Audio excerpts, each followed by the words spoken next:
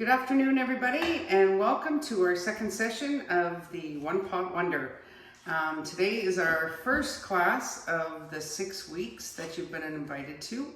And so for the next 6 weeks, on every Tuesday, we will be cooking together, and you will receive a food bag that will be delivered to your door. So I really hope that you're going to enjoy this time together. And to get started today, we are going to make beef stew. Oh, and just before I go forward, I do want to say a great big thank you to our sponsors so that you know who is helping to provide this program. We have the Canadian, the Lethbridge Foundation, and they, for Southwest Alberta, they were graciously to offer us support financially, and I think it's a wonderful program for us. As well as we have the food center, the new food center in Pincher Creek. They also have donate as to each recipe that we require, and to the Nappy Friendship Center for their great support with the staffing. And so, and also too, we do have some volunteers that are coming from the food center, as well as we have some ladies that have offered to come volunteer with us from Broth. And yeah, so it's been a great success. So we're very happy with the outcome of this. So as I said, today we're going to be building a old-fashioned beef stew. And in your food bag, that is actually, if not delivered now, is on its way. And so in your food bag, you will have a recipe to follow. And you'll notice on the recipe that I've made provisions to double the recipe. So you could either just make the entire recipe and freeze half of it, or enjoy some leftovers later on, or if you have company, everybody gets to enjoy. So I'd like to also just mention that the co-op has been a great help for us, and they help us make sure we get all our supplies together. And this week we got our beef from the Backcountry Butchers, which we're very grateful for their support as well, which is located in Cowley, by the way. So to get started, I've kind of done a little bit of pre-prep. And I've got some potatoes and carrots and onions, celery, some garlic, some beef. And then we have a little bit of oil and Worcestershire, a little bit of sugar, and we have some oregano, some parsley, and some cornstarch.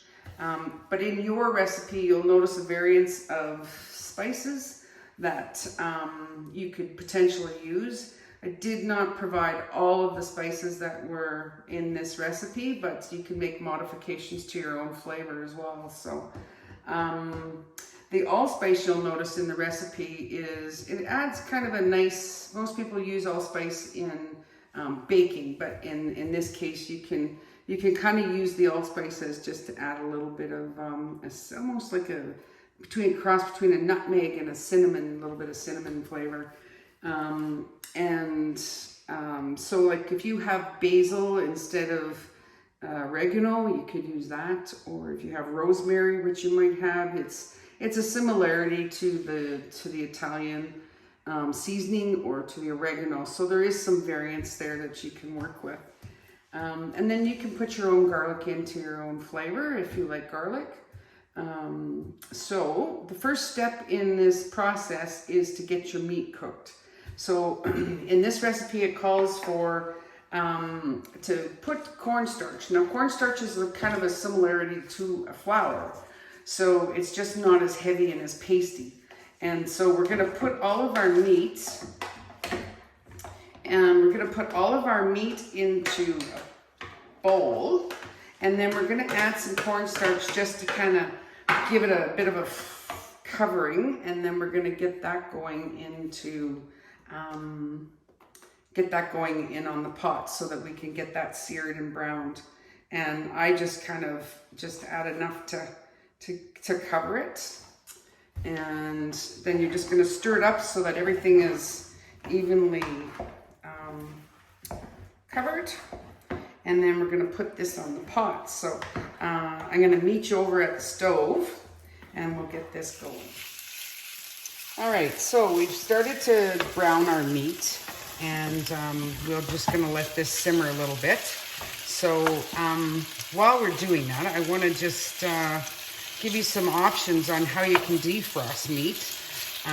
It's quite, like if it's any kind of frozen meat, it's best to, there's a couple options. You could put it into a sink of cold water if you have time to just let it sit in cold water to defrost on its own, which has always seemed, I think, is the best way to do it, so that you don't want to leave it out on the counter because it goes to room temperature. And also through Alberta Health Services, through, you know, our cooking regulations, they say to just make sure that it stays at a cooling temperature. You can cook it frozen. For beef, it makes it a little bit tougher meat. You can defrost it in the freezer, or in the microwave. You can do that on a defrost. You'll see on your microwave, if you have one, it has a defrost level that you can use, which defrosts it at a very slow rate, which is what I've done today, because your meat is frozen in your bag when you receive it today. But as I said, the best way is to just allow it to unthaw at in your sink with cold water. It does work well, especially for turkey. Seeing Thanksgiving's coming up, it's really recommended that you at least a day before is take your turkey out, and you can make sure that it's in cold water as well. You don't want to use warm water, hot water, because it doesn't unthaw very well, and you want to make sure you keep that meat at the coolest temperature possible. We're gonna just let this cook, and then we will return to the next step. Okay, so now that the meat has started to brown and is cooking, I just wanted to show you the reasoning for putting the cornstarch. So the cornstarch kind of gives it a bit of a coating, and it's kind of like a little bit of a gravy. So it just helps to add extra flavor, and it helps to coat the meat, so it browns nicely too. So the next step that I want to work with you is I've taken some hot water, and you have your beef bouillon cubes, which we're going to break up into the water and use as our broth. So this is the beef broth. And so you'll notice in your recipe that you need, depending on the size of your recipe, but I've got about 1 cup of water at the moment. And I'm going to just put it into the beef broth and let it go or dissolve into the water and put it into the meat. And then from that point, we're going to add our garlic and onions and our celery and our spices to give it some additional flavor. Now, keep in mind that you can cook this recipe as you like. If you don't like tomato paste or sauce, it's not necessary to put that in. Some of you will have a very big container of tomato crushed tomatoes, or tomato soup even. So that's just to give a little bit of extra flavor for you, but I'm not going to use tomato paste or sauce in this recipe, just because I don't normally cook when I'm making a gravy. I don't use a tomato base. So anyway, I'm gonna just pull this together so that we can, I'm hoping you can see that. And so we're just gonna dissolve this in the hot water, and we're gonna just put it into the meat. Now you can also, according to your own flavor, you can add more beef bouillon. I've added 2 cubes at the moment just to give it an extra flavor. and some of it hasn't dissolved yet, but it will, because your water will be heating up. And I'm going to add some garlic so that we can get that into... Some people don't like garlic, and you certainly don't have to add it in if you don't like it. But it is quite a nice flavor with the beef. And we're also going to add in our onions.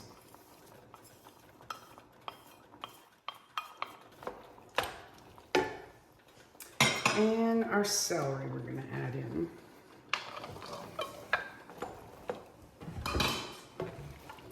And I'm going to continue to stir this up.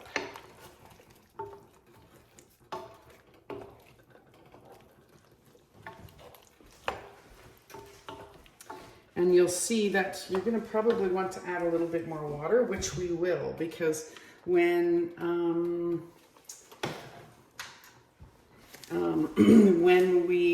once we start to get all the spices in, and right now I'm putting in, this is Italian mixed with a bit of basil. So we're going to just throw some of that in there as well.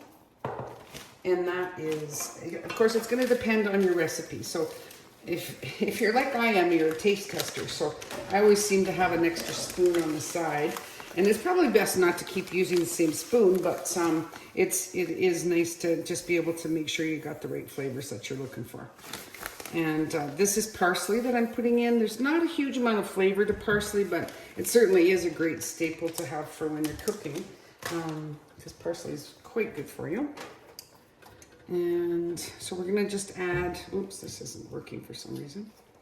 We're gonna just add a little bit of pepper, which you have a big container of it, or a bag of it in your bag. So you probably aren't gonna need pepper for a while. And if you don't like pepper, you don't have to add it. And we're gonna just add a little bit of salt as well. And we're going to add some Worcestershire, which is actually in, you may have it in containers kind of like this, or maybe a little bit smaller.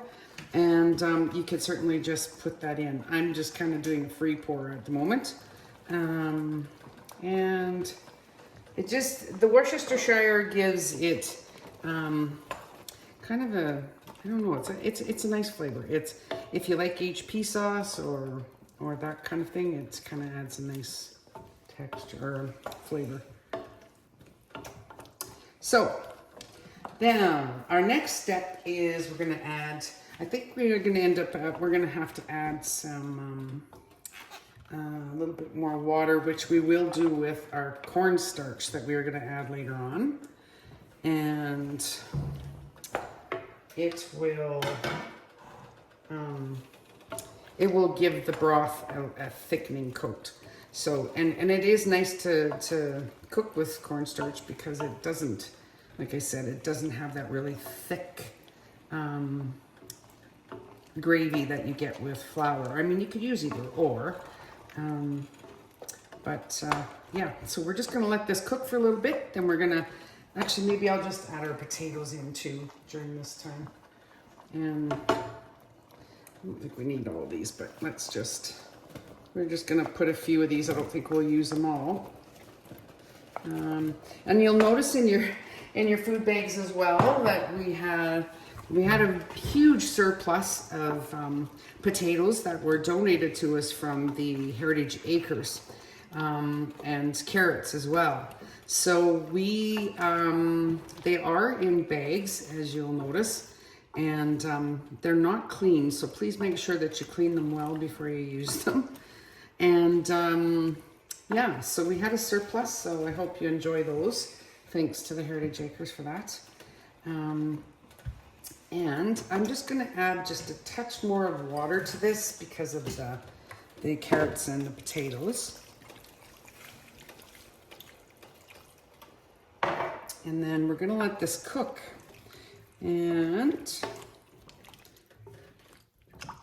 stay tuned. So here we are, 90 minutes later. We've allowed for the meat and the vegetables to cook. And so if you just come a little bit closer with the camera, you can see how that it's got kind of a juicy gravy that's occurred, and that's because we did the meat. We covered the meat with the cornstarch, so it's given it a little bit thicker. It's not soupy, but it's got a pretty good texture to it. However, if you should want to add a little bit more water when during your cooking time, and you think it's a little bit too soupy, because stew shouldn't be really soupy, or it's good to have it in a gravy. So I'm not going to add more cornstarch to this because it's a pretty good consistency right now, but I'm going to demonstrate to show you what you need to do to add to give it, like if you've got too much water and you find it is too soupy. So if you just take, in a glass, take about this much water, it probably, I don't know, about a half a cup of water. And if you just take a good clump of, like about a tablespoon, this is a little bit more than a tablespoon because it's a soup spoon, but we'll use this. And so put about this much cornstarch. And then you're just gonna cover it with a lid, or if you don't have a lid, use a fork and or find some kind of a container that you could shake it up so that it's not all lumpy. And then once you have all of the lumps out of this, which is pretty quick, cornstarch doesn't get lumpy like flour does. So you'll see that it's just like milk. So then you're gonna take that and you're gonna put just a little bit at a time. You don't want to really stir your stew lots and lots because your potatoes will start to mash down. But just take it and lightly fold in and just stir a little bit. Do it a little bit at a time, so then you'll kind of see as it thickens. You'll see what kind of consistency you want. If you want a lot of extra gravy, then I suggest that you just kind of add a little bit of extra waters and a little bit of extra spices, and then you can add your cornstarch with water to kind of give it a little bit of a thicker feel. And so that being said, this is your old-fashioned stew. And I really hope that you guys enjoyed this recipe. I thank you for joining us today. And next week, we will see you on Tuesday. And we will be in touch. Take care and be safe.